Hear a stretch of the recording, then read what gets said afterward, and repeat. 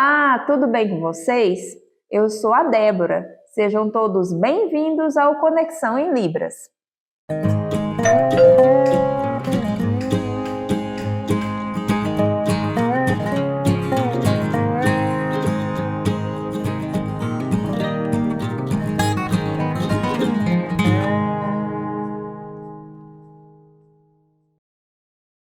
Em nosso programa de hoje, continuaremos nossa série sobre a mulher surda e seus direitos, e especialmente no que diz respeito ao acesso à saúde.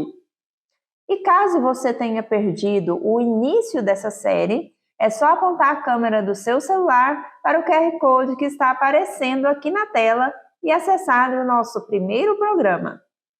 Agora, vamos continuar a nossa entrevista com a Laura Pinha Ferreira de Brito e ver como foi o pós-parto da nossa entrevistada.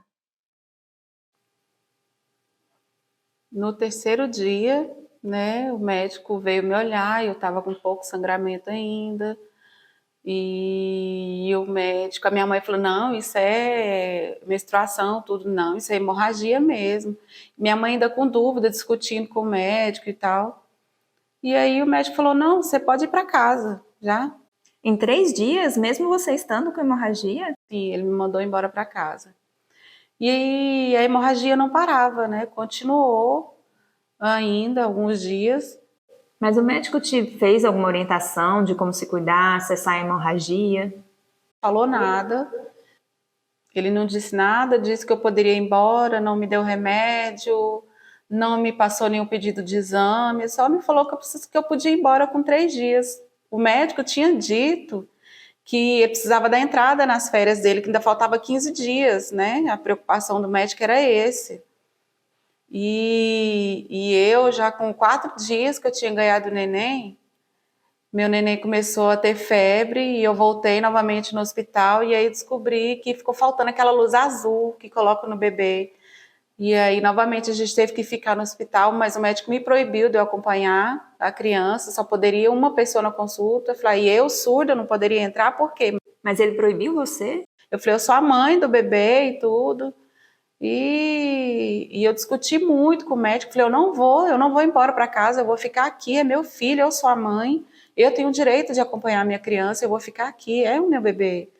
E o médico, não se preocupa não, a gente vai dar mamadeira para ele. Não, eu não quero dar mamadeira, eu vou amamentar o meu filho. Eu estava com os seios muito grandes, muito duro e cheio de leite, E o médico ficou assim, ainda indeciso, conversou com outras pessoas, e aí autorizaram a minha entrada para eu e meu esposo estar acompanhando, e eu fiquei mais tranquila nesse momento. Meu neném ficou 1 semana lá, para depois voltar para casa. E aí a minha mãe viu que eu estava passando mal, estava muito fraca, pálida, com fraqueza. Voltamos novamente no hospital, na emergência, para eu poder fazer exame. E durante os 7 dias que você estava com o bebê, o médico não percebeu que você estava mal? Não, ele só ficava olhando o neném. Não era aquele médico, era outro médico de outro hospital que estava para cuidar do neném. Eu não conhecia aquele médico, ele estava em outro hospital, um hospital da criança, que só cuida de criança. E aí eu só ficava quietinha lá, deitada, muito fraca, eu não tinha força para fazer. Quando eu cheguei em casa, que a minha mãe me viu naquela situação, ela foi correndo comigo no hospital. Fomos no mesmo médico e ele passou os exames, passou antibiótico para eu tomar, me mandou embora para casa. Minha mãe, não, eu não posso levar ela para casa. Como que eu vou levar ela assim? Esses remédios não vai resolver. E o médico, não, tá tudo bem, pode ir para casa e toma essa medicação. Só que não funcionou, eu fiquei pior, fiquei mais fraca, eu não conseguia comer, as pessoas que tinham que cuidar de mim, e eu não tinha reação.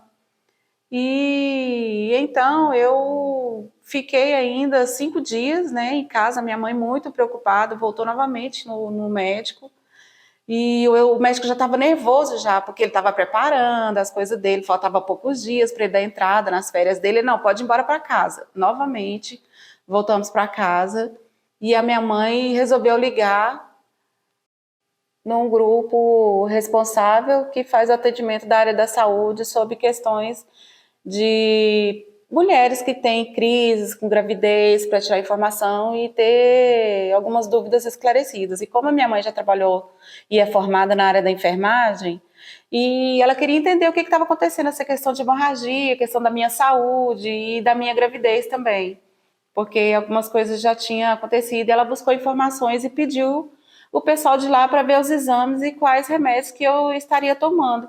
Ela, não, pelo resultado do seu exame, rápido, leva ela para o hospital, que isso é questão de morte. E aí veio correndo, né, todo mundo preocupado para poder me levar, bora, vamos embora para o hospital. E aí, quando ligou de lá, o pessoal do grupo ligando para minha mãe o tempo todo, eu falei, o que esse pessoal tá me ligando tanto assim?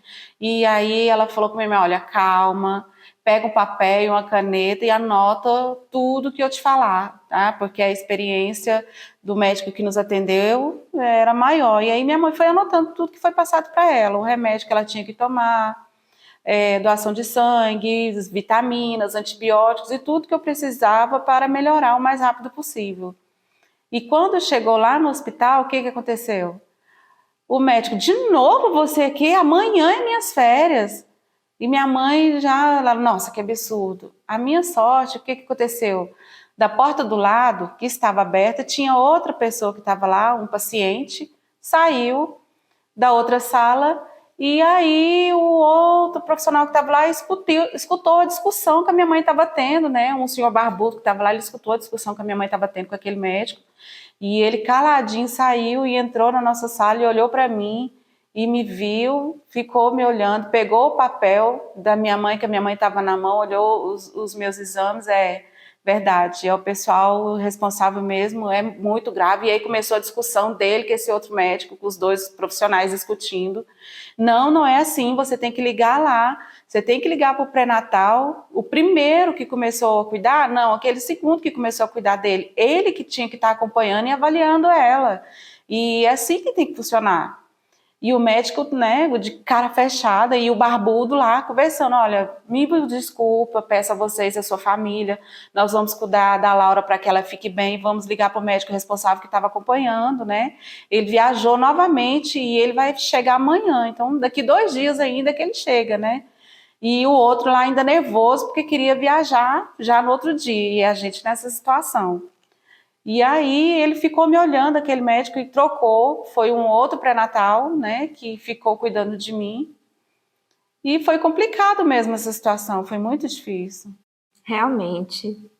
Agora, para finalizar a nossa entrevista, eu gostaria de te pedir que você passasse, né, para as pessoas que estão nos acompanhando, algumas orientações para as famílias, as escolas, acerca de como tratar o surdo, a mulher surda, a mãe surda, né, uma mulher surda grávida, em diversas áreas. Qual dica você pode passar para eles agora?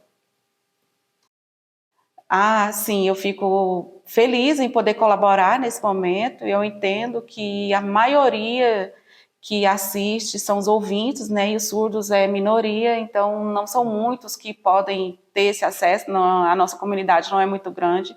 Mas eu quero pedir a toda a sociedade para que vocês entendam o valor que a pessoa surda tem, principalmente a mulher surda, a negra surda, a deficiente surda, dos diferentes tipos de surdez.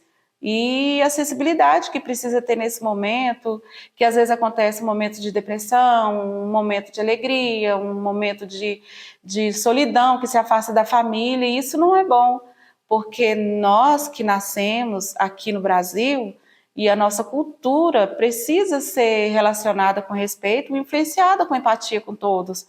E na área da medicina é muito importante que esse profissional saiba que o surdo ele precisa ser aceito, respeitado e tratado com atenção e paciência.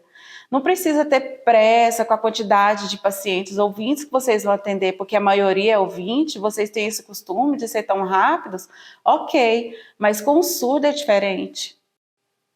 Com o idoso também é diferente, porque demora um pouco mais, você precisa explicar, ele vai te fazer perguntas, lhe falta informação.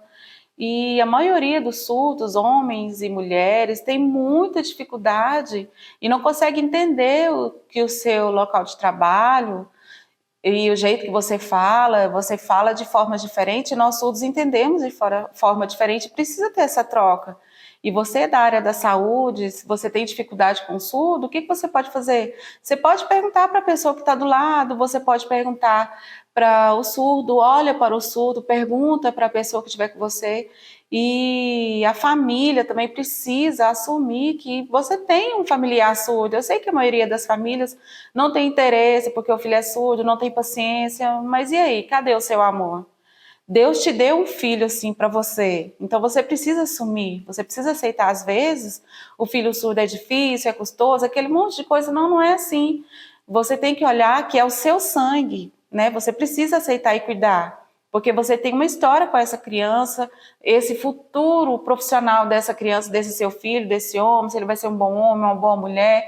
Ou o que você quer? Você quer um filho que entra pelos caminhos errados? Não, não é assim. Você tem a ideia, você tem a sua cultura, a sua autonomia de mãe para cuidar do seu filho. O seu filho vai copiar o seu modelo e o modelo que é na sua casa, assim também como o modelo da escola.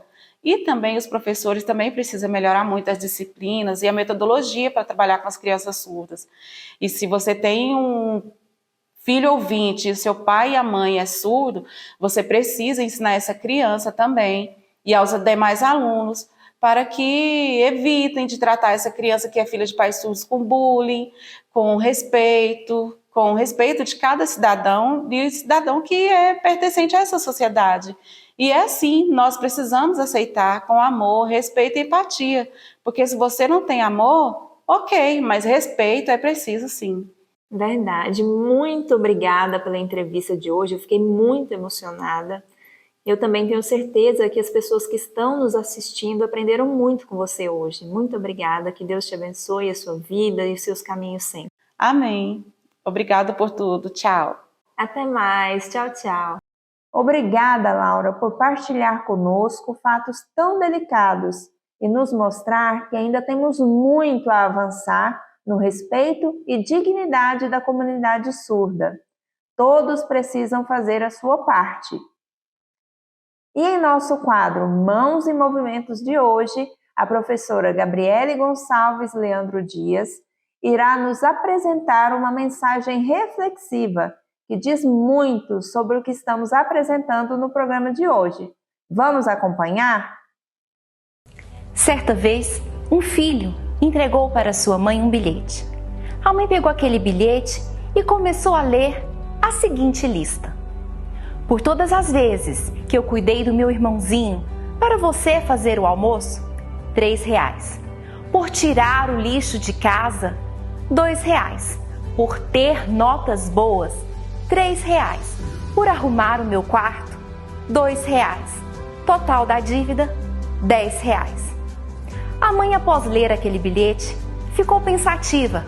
Depois, pegou uma caneta e também começou a escrever: por te carregar no meu ventre por 9 meses, nada. Por passar várias noites sem dormir ao seu lado, enquanto você estava doente, orando por você, nada. Por te dar brinquedo, comida, roupas, nada. Por te ensinar todos os dias, repetir e repetir, nada. Total da dívida, nada. Aquele filho, depois de ler o bilhete, ficou emocionado e abraçou a sua mãe. Depois, pegou uma caneta e escreveu: dívida paga, o amor pagou. Ninguém vive sem amor. Se não tivesse o amor, proveito algum teria. Por hoje, ficamos por aqui, mas não percam o próximo programa e fiquem por dentro de tudo sobre a acessibilidade da mulher surda na área da saúde. Nos encontramos na próxima semana. Lembre-se de acessar o portal Conexão Escola para acompanhar outros vídeos e propostas lúdicas. O endereço está aqui na telinha e junto temos o QR Code, é só aproximar o celular e acessar. Valeu, pessoal! Até mais!